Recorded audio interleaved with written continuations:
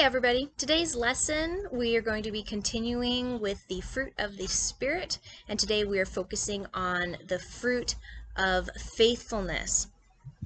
Now, as I hope you are familiar, the fruit of the Spirit comes from the book of Galatians, chapter 5, verses 22 and 23.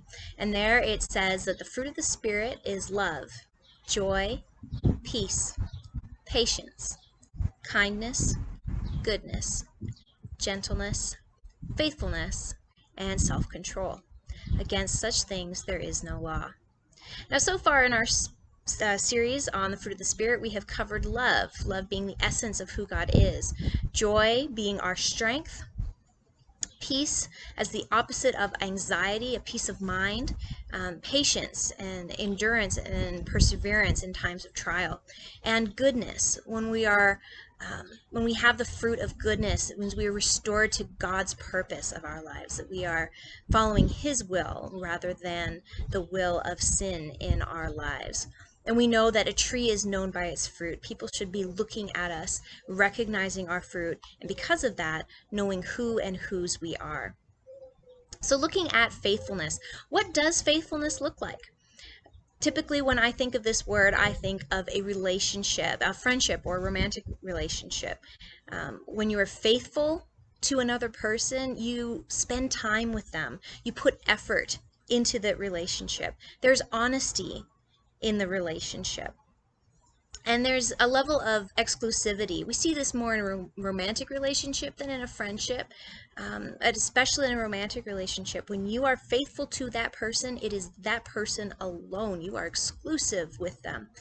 And you're going to stick up for that person. You are on their side. You will go to battle for them if necessary. Now, biblically, these two analogies are used. God is our friend.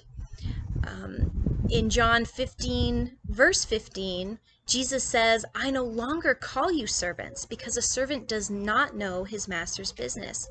Instead, I have called you friends, for everything that I learned from my Father I have made known to you." We are Jesus' friends, and He treats us this way.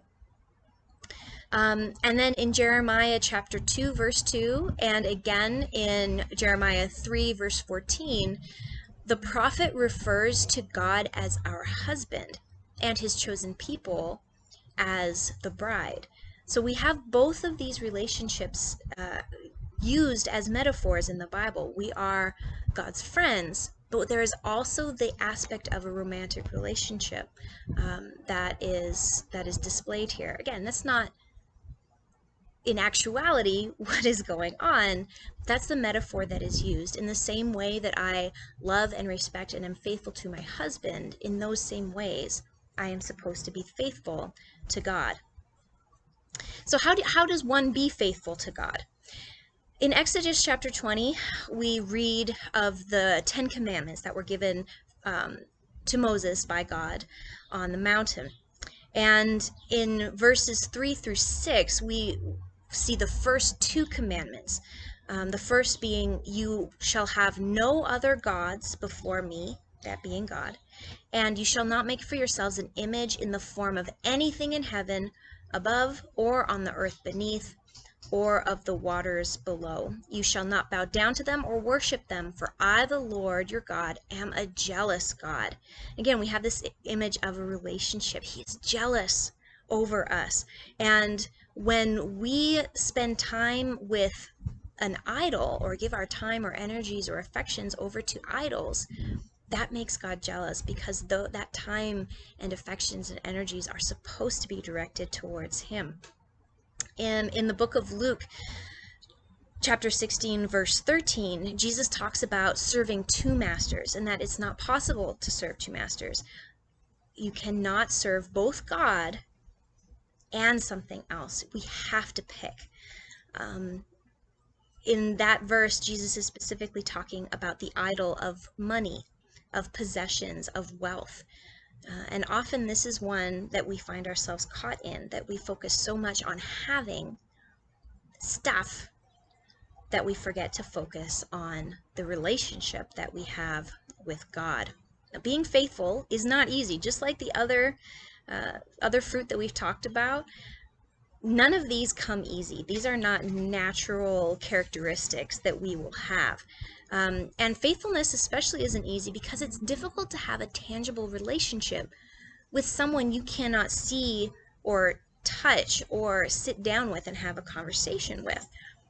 In the book of Hebrews, chapter 11, verse 1, we're told that faith is confidence in what we hope for and assurance about what we do not see. To have that faith, that confidence in what we do not see, that is supernatural. Again, we cannot do that on our own.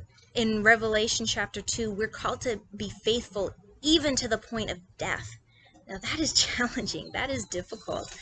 But we can have confidence knowing that this is a two-way street. God is faithful to us as well. This is a true relationship. In 1 Corinthians chapter 1, verses 8 and 9, we're told that he will also keep us firm to the end, so that we will be blameless on the day of our Lord Jesus Christ. God is faithful. And again in chapter 10, verse 13, it repeats that. God is faithful. He will not let you be tempted beyond what you can bear. But when you are tempted, he will provide a way out so that you can endure it. God knows that there's going to be temptations along the way, that we are going to fall short of this fruit of faithfulness, that we are going to stray in this relationship. But he is not going to allow us to be tempted beyond what we can bear. And when the temptations do come, he will be there with us in the temptation to get us through it. So my prayer for all of you today is to practice your faithfulness. Think about what there is in your life that is keeping you from having a genuine relationship with God. What are you spending your time and your energy on that should be focused on him?